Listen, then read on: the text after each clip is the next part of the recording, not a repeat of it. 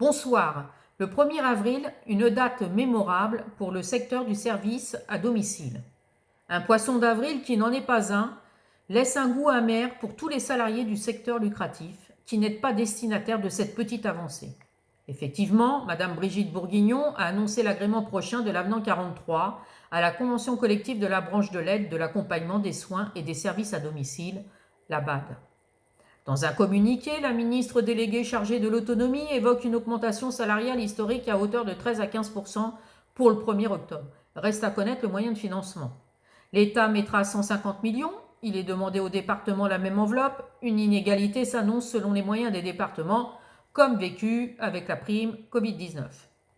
Aujourd'hui, même après plusieurs années d'expérience, les agents à domicile ont des niveaux de rémunération inférieurs au SMIC. C'est pas moi qui le dis, c'est notre ministre, Madame Brigitte Bourguignon, argumentant qu'à partir du 1er octobre, ce ne sera plus le cas. Dès 1 an d'ancienneté, les aides à domicile pourront bénéficier de revalorisations salariales de 13,6%. Une catégorie A, agent à domicile, sera embauchée à 1 573 euros. Au bout de 4 ans, elle touchera 1 644,50 euros et au bout de 10 ans, 1 818,95 euros, soit une augmentation globale de 245,95 euros au bout de 10 ans.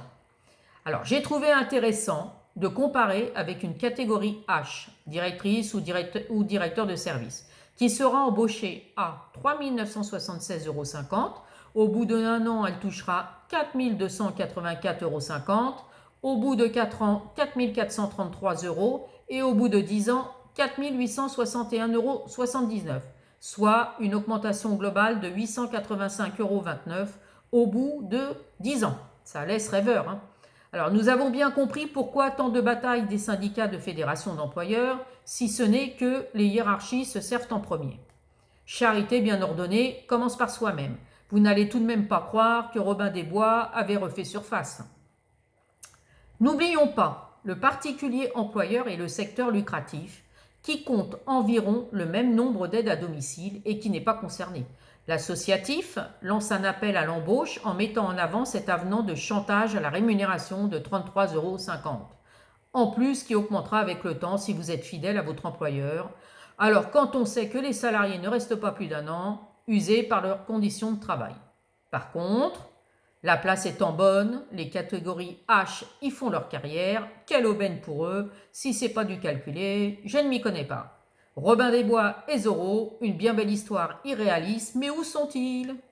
Le gouvernement doit maintenant se retrousser les manches pour aller jusqu'au bout de sa logique, en finançant structurellement mieux le secteur permettant, exigences contractuelles à l'appui, de sortir durablement de la pauvreté l'ensemble des salariés de l'aide à domicile, quel que soit le statut de rattachement de l'organisme qui les emploie.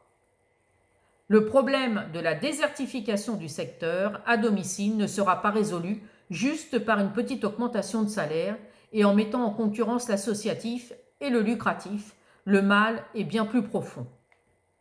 La seule issue est de se mettre autour d'une table, inviter tous les acteurs à discuter et entreprendre une réelle transformation de la politique du maintien à domicile.